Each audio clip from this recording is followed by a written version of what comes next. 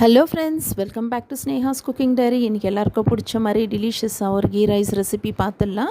அதுக்கு முன்னாடி சப்ஸ்கிரைப் பண்ணாதவங்க சப்ஸ்கிரைப் பண்ணுங்க ஃப்ரெண்ட்ஸ். ப்ளம்ஸு, முந்திரி, அரிசி எல்லாமே நம்ம கீயில் ஃப்ரை பண்ணி செய்கிறதுனால சூப்பராக இருக்கும். வாங்க போகலாம். ஒரு கண்டெய்னரில் 2 டேபிள் ஸ்பூன் கீ ஆட் பண்ணிக்கலாம். நான் ஹோம்மேட் கீ தான் போட்டிருக்கேன். ஓகே, இப்போ கீ நம்மளுக்கு நல்லா மெல்ட் ஆனதும் 1 டேபிள் ஸ்பூன் ட்ரை கிரேப்ஸ் போட்டுக்கலாம். ட்ரை கிரேப்ஸ் நல்லா குண்டு குண்டாக ஆயிடுச்சு பாருங்கள். இப்போ இதை ஃப்ரை பண்ணி நம்ம செப்பரேட்டாக எடுத்து வச்சுக்கலாம். செப்பரேட்டாக ஒரு கண்டெய்னரில் எடுத்து வச்சுக்கலாம். மீடியம் ஃப்ளேமில் வச்சு ஃப்ரை பண்ணிக்கிங்க. ஓகே, இது ஃப்ரை ஆயிடுச்சு பாருங்கள். இந்த ஃப்ரை ஆனதை எடுத்து செப்பரேட்டாக ஒரு கண்டெய்னரில் வச்சுக்கலாம். இப்போ அதே கீயில் நம்ம கேஷ்யூ நட் ஃப்ரை பண்ணிக்கலாம். நான் ஆல்ரெடி ரோஸ்டட் கேஷ்யூ நட் எடுத்திருக்கேன். கீயில் ஒரு முறை அதை ஃப்ரை பண்ணி எடுத்துக்கலாம். நல்லா ப்ரௌன் ஆகிற வரைக்கும் ஃப்ரை பண்ணுங்கள். நல்லா ப்ரௌன் ஆகட்டும். அதையும் ஃப்ரை பண்ணி நம்ம செப்பரேட்டாக எடுத்து வச்சுக்கலாம். இங்கே பாருங்கள், இந்த மாதிரி ப்ரௌன் ஆகணும்.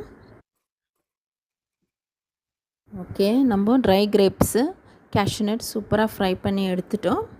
இப்போ அதே கீயில் நம்ம ஆனியன்ஸ் ஃப்ரை பண்ணி எடுத்துக்க போகிறோம். 1 பிக் ஆனியன் லாங்காக கட் பண்ணி வச்சுருக்கேன்.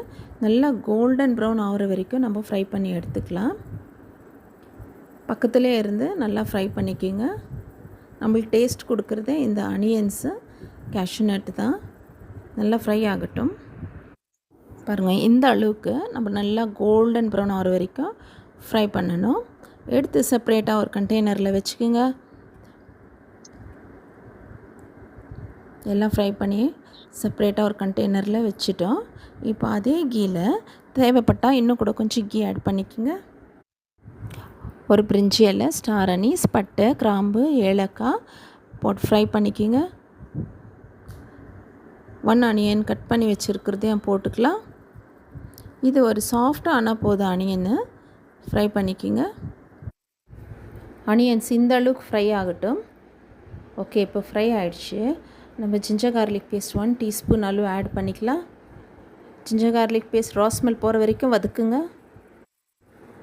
நல்லா ரா ஸ்மெல் போகிற வரைக்கும் வதக்கிட்டு அப்புறமா நம்ம க்ரீன் சில்லி ஆட் பண்ணிக்கலாம். இந்த ரைஸ் மைல்டாக தான் இருக்கும். நான் எடுத்துருக்கிற 1/2 kg ரைஸ்க்கு 10 க்ரீன் சில்லி சென்டரில் ஸ்லிட் பண்ணி போட்டிருக்கேன்.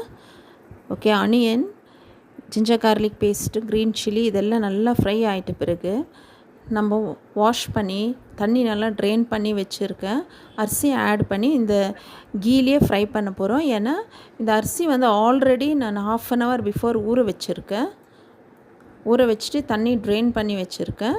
இப்போ கீலேயே இதை நம்ம ஃப்ரை பண்ணலாம். அதில் இருக்கிற தண்ணி ஈரப்பதம் போகிற வரைக்கும் நம்ம ஃப்ரை பண்ணிக்கலாம். நீங்கள் எந்த அரிசினா எடுத்துக்கோங்க, ஜீரா ரைஸ், பாஸ்மதி அரிசி, ஆனால் இதே மெத்தட் யூஸ் பண்ணுங்கள். அரிசி போட்ட பிறகு நல்லா ஃப்ரை பண்ணுங்கள். நல்லா மிக்ஸ் பண்ணிக்கலாம். அதில் இருக்கிற அந்த தண்ணி எல்லாம் போயிட்டு நல்லா ரைஸ் நம்மளுக்கு அதில் ஃப்ரை ஆகணும். அப்போ தான் கீ ரைஸு சாப்பிடும்போது அவ்வளோ டேஸ்ட்டாக இருக்கும். ரைஸ் ஃப்ரை ஆகிட்ட பிறகு தண்ணி 1 லிட்டர் ஊற்றிக்கலாம். நான் அடுத்தது 1/2 kg 1 லிட்டர் தண்ணி ஊற்றிக்கலாம். நார்மல் கோல்டு வாட்டர் தான் ஊற்றுறேன். நீங்கள் 1 கப் ரைஸில் எடுத்திங்கன்னா 2 கப் அளவு தண்ணி ஊற்றிக்கோங்க. ஊற்றிட்டு நல்லா மிக்ஸ் பண்ணுங்கள். இப்போது சால்ட்டு ஆட் பண்ணிக்கலாம். ரைஸுக்கு தேவையாக்கிற அளவு சால்ட்டு ஆட் பண்ணிவிட்டு நம்ம டேஸ்ட் பார்க்கணும். இப்போது டேஸ்ட் பார்க்குறதுல கொஞ்சம் அதிகமாக இருந்தால் 1 பிஞ்ச் சால்ட் அதிகமாக இருந்தால் பரவாயில்ல. ஏன்னா அரிசி வெந்து வரும்போது நம்மளுக்கு சாப்பாட்டுக்கு கரெக்டாக இருக்கும். இப்போது க்ளோஸ் பண்ணி வைக்கலாம். மீடியம் ஃப்ளேமில் வச்சு க்ளோஸ் பண்ணுங்கள். 1/2 an hour க்ளோஸ் பண்ணி வச்சேன். சூப்பராக குக் ஆகிட்டு இருக்குது ரைஸு.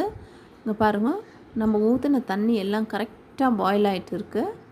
சாப்பாடும் சூப்பராக ரெடி ஆகிடுச்சு. பாருங்கள், தண்ணி எதுவுமே இல்லை. சாப்பாடு நல்லா உதிரா நல்லா கமகமான்னு வாசனை. நம்ம கீலேயே ஃப்ரை பண்ணி போட்டதுனால நம்ம கீயில் ஃப்ரை பண்ணி வச்ச ட்ரை கிரேப்ஸ், கேஷ்யூ நட்டு கார்னிஷ் பண்ணிக்கலாம். எல்லாமே நம்ம கார்னிஷ் பண்ணிக்கலாம்.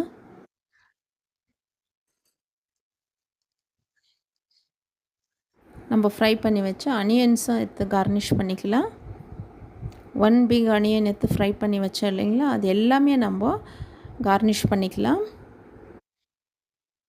ஃபைனலாக புதினா கொத்தமல்லி இலைகள் போட்டு நம்ம கார்னிஷ் பண்ணிக்கலாம்.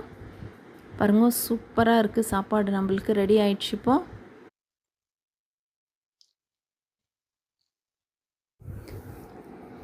1 டீஸ்பூன் அளவு கீ ஆட் பண்ணிக்கோங்க. சர்வ் பண்ணுறதுக்கு முன்னாடி நல்லா சூடான சாப்பாட்டில் கீ ஆட் பண்ணிவிட்டு அப்புறம் சர்வ் பண்ணுங்கள். சூப்பராக இந்த மாதிரி ரெசிபி நீங்கள் செய்து சாப்பிட்டு எப்படி இருந்துச்சுன்னு எனக்கு கமெண்ட்ஸில் தெரியப்படுத்துங்க ஃப்ரெண்ட்ஸ். பாருங்க, நல்லா கம நம்மளுக்கு ரெஸ்டாரண்ட் ஸ்டைலில் ஒரு கீ ரைஸ் ரெடி ஆயிடுச்சு.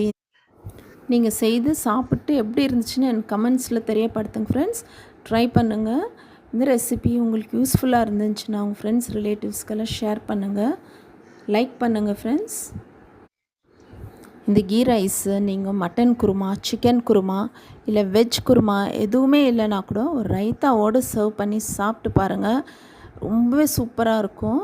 என்ன கேட்டிங்கன்னா மட்டன் குருமா தான் இது ரொம்பவே டேஸ்ட்டாக இருக்கும். இந்த கீ ரைஸ்க்கு எவ்வளோ உதிராக நல்லா வந்திருக்கு பாருங்கள். மைல்டாக ஒரு ஸ்வீட், இந்த ட்ரை கிரேப்ஸில் மைல்டாக ஒரு காரம் இருக்கும். இது கூட அந்த மட்டன் குருமா வச்சு சாப்பிடும்போது ரொம்ப டெலிஷியஸாக இருக்கும். ட்ரை பண்ணிவிட்டு எப்படி இருந்துச்சுன்னு எனக்கு கமெண்ட்ஸில் தெரியப்படுத்துங்க. நானே செய்துட்டு நானே நல்லா இருக்குன்னு சொல்லக்கூடாது. ஓகே ஃப்ரெண்ட்ஸ், நெக்ஸ்ட் இன்னொரு சூப்பரான வீடியோ நம்ம பார்க்கலாம்.